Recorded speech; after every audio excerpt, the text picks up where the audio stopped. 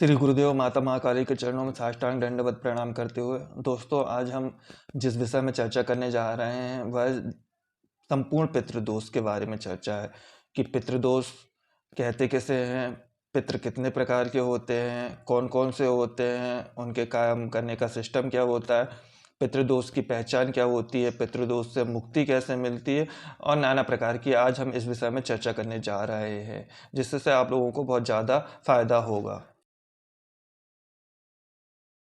हमारे कुल के वे लोग जिन्होंने देह त्याग कर दी है, परंतु अभी तक उन्होंने कहीं जन्म नहीं लिया है। मृत्यु के उपरांत से जन्म लेने के पूर्व तक की योनि को पितृयोनि कहा जाता है। पितृ मुख्य रूप से दो प्रकार के होते हैं, दिव्य पितृ होते हैं और मानव पितृ होते हैं। दिव्य पितृ के अंतर्गत काव्यानल, सोम, आर्यमा और यम, ये चार प्रकार के पितृ आते हैं। परंतु इन चारों प्रकार के जो पितृ होते हैं यह अलग अलग प्रतिनिधित्व करते हैं।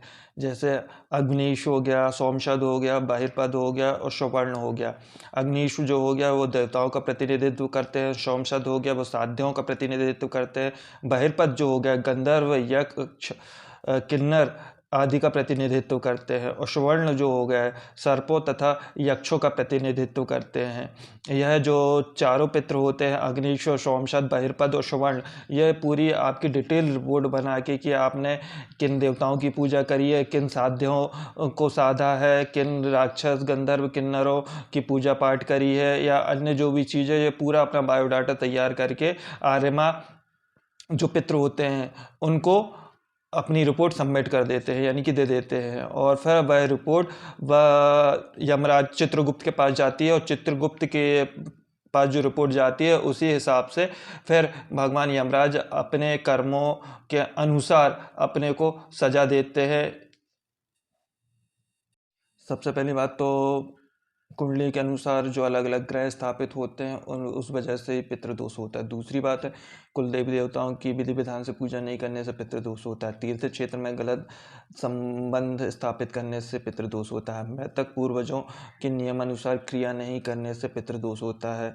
पितरों को आमंत्रित कर नियमानुसार कार्य नहीं करने से भी पितृदोष होता है।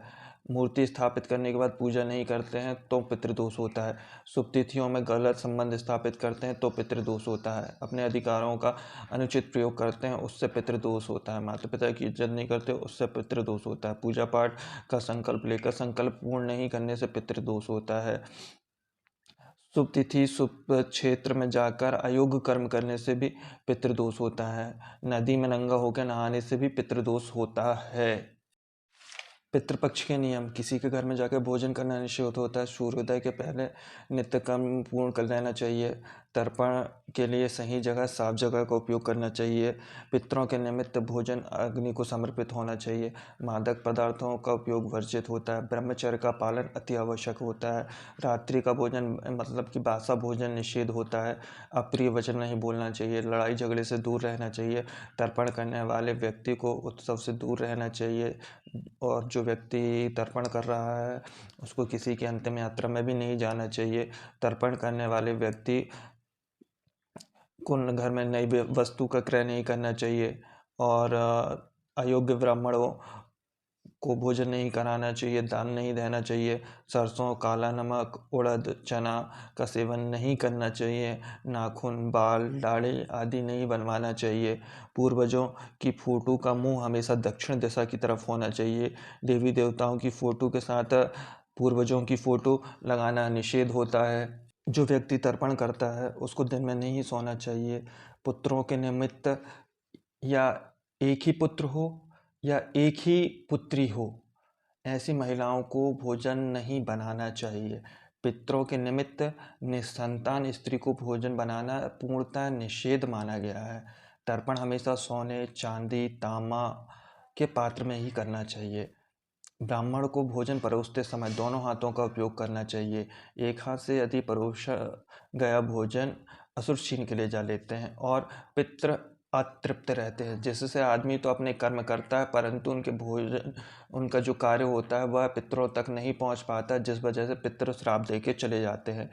पितृपक्ष में मृत्यु तिथि जिस दिन होती है, जिस व्यक्ति का आप तर्पण कर रहे हैं, उस तिथि को पंचभोग निकालना मुख्य रूप से अनिवार्य होता है। सरसों की सब्जी, लौकी, मूली, खीरा खाना पूर्णतः वर्जित होता है। तर्पण के समय दूध, काले तिल और जवा का प्रयोग करना चाहिए।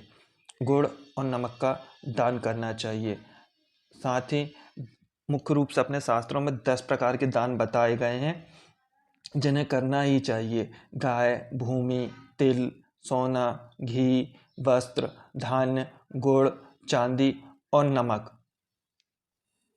शास्त्रों में 20 प्रकार की वस्तुएं ऐसी हैं जिन्हें इतने पितृपक्ष में मुख्य रूप से निषेध बताया गया है। करना चाहिए। राजमा, केवड़ा, मसूर, अरहर, गाजर, बेलपत्र, कुम्हड़ा, काले रंग के पुष्प और लाल गोल रंग के लौकी, पुष्प बैगन का प्रयोग नहीं शलजम, करना चाहिए। हींग, पितृदोष की लहसुन, पहचान। प्याज, काला नमक, काला जीरा, जामुन, कुल्थी, कैथ, महुआ, अलसी और चना। सफलता हाथ नहीं लगना, धन आगमन नहीं होना, कर्ज बढ़ना, घर में लड़ाई होना, रोजगार की कमी होना, विवाह में बाधा आनी, परिवार में वंश वृद्धि न होना, पिता पुत्र में लड़ाई होना, बच्चों की पढ़ाई में मन नहीं लगना, गर्भधारण में समस्या होना और घर में हमेशा बीमारी बनी रहना। ये होते हैं पितृदोष के लक्षण।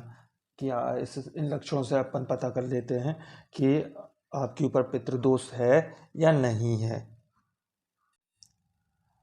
अब आते हैं पितृदोष के निवारण के उपाय। आपको प्रतिदिन विष्णु सहस्त्र नाम का पाठ करना है। यदि विष्णु सहस्त्र नाम का पाठ है, यदि आप नहीं कर पाते हैं तो आप गजेंद्र मोक्ष का पाठ करें। यदि आप गजेंद्र मोक्ष का भी पाठ नहीं कर पाते हैं तो आप घर पे नारायण बलि की पूजा कराएं। प्रतिदिन सूर्य को अर्घ्य दें। सोमवती अमावस्या में ब्राह्मणों को बुलाकर उसको भोजन कराएं, साथ ही उसको यथाशक्ति दक्षिणा दें। पीपल के पेड़ में जाकर प्रतिदिन जल, दूध और काले तिल चढ़ाएं। गीता का पाठ करें। यदि आपके ऊपर ज़्यादा पितृदोष है, बहुत अधिक मात्रा में पितृदोष है, तो फिर आपका श्रीमद् भागवत कथा का पारायण कराएं या मूल पाठ आपको कराना अति आवश्यक हो जाता है।